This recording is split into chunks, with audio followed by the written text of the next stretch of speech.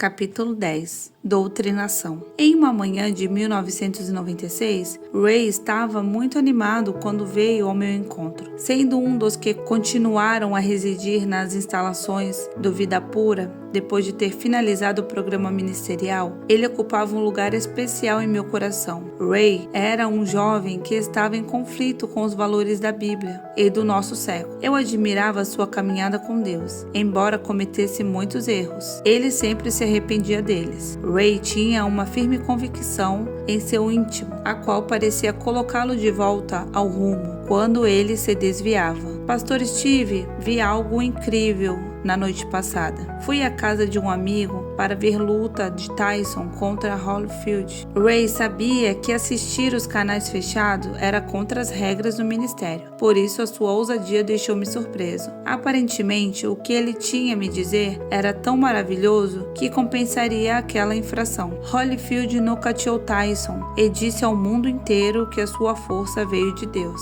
Após a luta, ele deu toda a glória da vitória ao Senhor. Foi um testemunho poderoso. Eu não falei muito, mas aqueles comentários me incomodaram. A falta de discernimento e a disposição de Ray ao quebrar as regras do ministério já eram bastante ruins em si. Porém, o mais preocupante é que a falta de lucidez daquele jovem era um reflexo da perda da sensibilidade e dos valores em todo o quadro ético da igreja de nossos dias. Ninguém pode negar que o boxe é uma prática violenta. Estive envolvido com esse esporte durante um breve período da minha juventude. Portanto, conheço um pouco sobre a rotina dos boxeadores profissionais. Qualquer lutador de carreira sofre um número considerável de golpes na cabeça. As orelhas em formato de couve-flor e o nariz torto são apenas sinais externos dos danos sofridos. A eventual perda da capacidade mental é a consequência física mais assustadora imposta pelo boxe. Pensar no Espírito de Cristo, o humilde, o manso, o Cordeiro de Deus, capacitando uma pessoa para bater em outra dessa maneira insensata, é algo absolutamente absurdo. Veja Salmos capítulo 11, versículo 5. O mais desanimador é que a maioria dos cristãos não percebem essa contradição. Primeiro eu.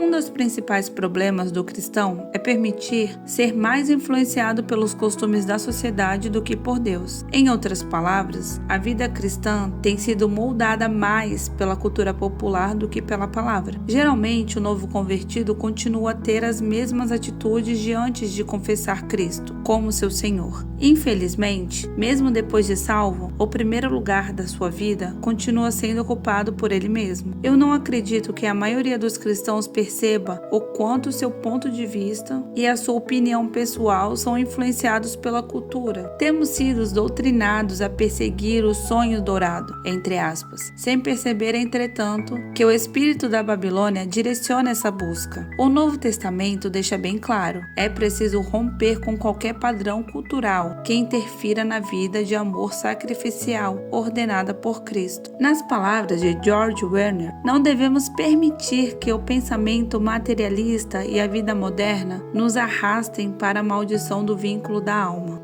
A mensagem disseminada é: você, você, você.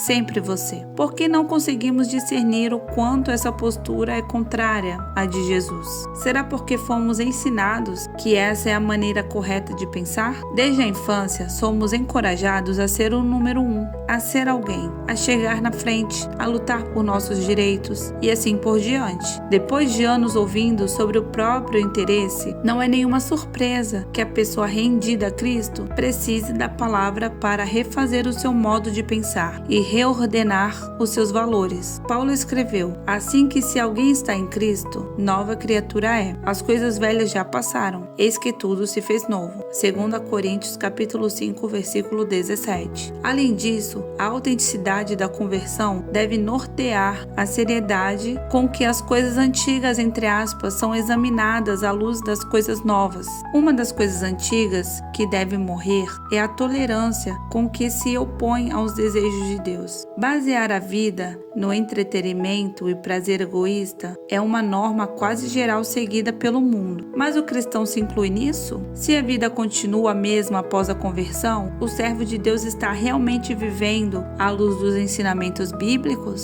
Será que ele deseja ter a mente de Cristo? Está agindo de maneira que Jesus faria? Ele está seguro da sua regeneração espiritual? Em primeiro lugar, o cristão deve ser cidadão do céu e, em segundo, cidadão terreno. O santo deve se preocupar mais com as práticas adequadas à sua nova vida em Jesus. O novo convertido pode até assumir a aparência do cristianismo e não usar o jargão cristão em sua fala, mas ele de fato rompeu com a conformidade do mundo, entre aspas? A maioria dos seguidores de Cristo parece estar dividida entre dois amantes. Não é preciso ir além do amor pela diversão para ver a realidade desse cabo de guerra. A sociedade se tornou tão viciada em entretenimento que é incapaz de conceber a vida sem ele. As pessoas jogam cartas, vôlei, futebol e se distraem com jogos de tabuleiros. Elas nadam, pedalam, jogam boliche, navegam e pescam. Frequentam cinemas, praias, parques de diversões, shoppings e adoram liquidações. Elas leem jornais, revistas, romances e tabloides. Além disso, navegam na internet, entram em salas de bate-papo, alugam filmes, jogam videogame e passam horas intermináveis sentados em frente a uma tela de TV. Em suma, quando se trata de entretenimento, existem concessões intermináveis. A. W. Tozer, um dos grandes pensadores cristãos do século XX, fez a seguinte consideração: existem milhões de indivíduos que não podem viver sem diversão. Para estes, a vida sem entretenimento é simplesmente intolerável. Eles procuram o alívio abençoado que artistas e narcóticos psicológicos podem lhe proporcionar, tal qual o viciado procura sua dose diária de heroína. Sem diversão, fica impossível reunir coragem suficiente para enfrentar a existência. É verdade que a maioria das atividades anteriormente mencionadas são inofensivas para si mesmas, mas cabe considerar o seguinte: onde fica Deus nisso tudo? A realidade é que o Senhor foi afastado da vida da maioria dos frequentadores da igreja. Temos sido treinados para aceitar o atual sistema de entretenimento como parte normal da vida. As mensagens de satisfação de Hollywood se opõem fortemente à pregação da cruz. Para que a ruptura com o espírito da Babilônia seja eficaz, é necessário romper com os prazeres do entretenimento mundano.